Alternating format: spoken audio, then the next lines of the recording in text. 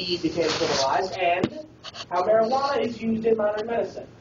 And now, let us peer through the smoke into this chronicle of cannabis. Dope was once legal, and marijuana starts out as cannabis. Early settlers in America were the first to grow cannabis because the plant was an essential supply at the time. Cannabis is a flowering plant that is grown and harvested. The sativa form of the plant is the breed that is made into marijuana. In the Jamestown colony, Virginia, in 1619, all the settlers were required to grow cannabis so that the colony had enough hemp. Hemp is a harvested form of cannabis fibers, as seen here in this spool of hemp fiber rope, that are sewn together to make clothes, canvas, and rope. It is also a breed of cannabis totally different from marijuana. If you sniff this, you won't get high. This is like a fool. During the Civil War, however, production of hemp decreased dramatically as both the Union and Confederacy realized that imported materials were a lot cheaper. So, marijuana turns into a drug. It had this identity around the mid-19th century. Grass was used in medicines and sold in pharmacies as a reliever of all ailments, from headache to tuberculosis. From the 1850s and until the present day, marijuana has been extensively prescribed by doctors and used in medicines to help alleviate several conditions. However, at this point in history, weed was just often smoked as a means of relaxation after a long day or to relieve stress. But, as will be shown, dope won't always have a free ride. As weed will become criminalized, prohibitionists began condemning marijuana around the 20th century, when all their movements started springing up. Their goal? To create a perfect society by destroying all the impurities that existed, mainly alcohol and drugs, like marijuana. In 1906, the first American law was passed that prohibited weed for the state of Washington, D.C. This was called the Marijuana Transfer Act of 1906. Now, much controversy surrounds this act due to the people who passed it and their motivations. Several scholars have claimed that the act was passed with the efforts of businessman Andrew Mellon and the DuPont Corporation, who felt that if hemp could be successfully canceled out of the clothing industry, then the new invention called nylon would succeed better. And apparently that worked. Eventually, though, a bureau was created in 1930 in order to deal with the prohibition of drugs. This was called the Federal Bureau of Narcotics, and it was headed by a man named Henry J. Anslinger.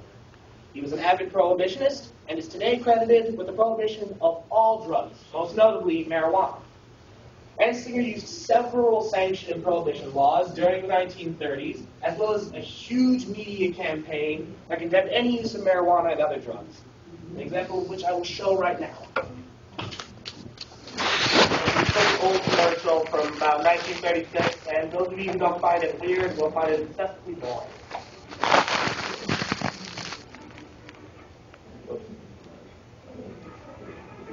Start here.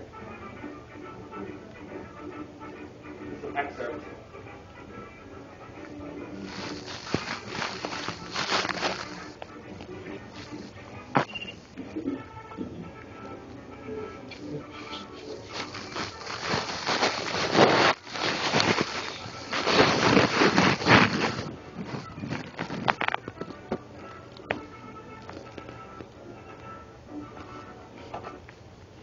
They spelled it wrong. All right.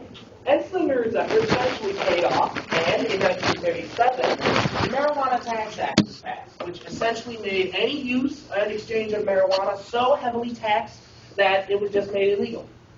Now, although marijuana has been criminalized, there is one controversial way in which the drug is still used today. Dating back to ancient civilizations, marijuana has been used in medicine in order to ease pain or to numb senses for surgical operations.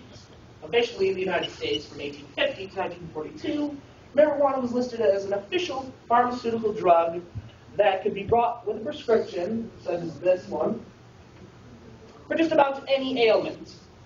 In a 2002 review of medical literature, medicinal marijuana was shown to be used widely in the treatment of everything from arthritis and Parkinson's disease to leukemia and asthma. All right.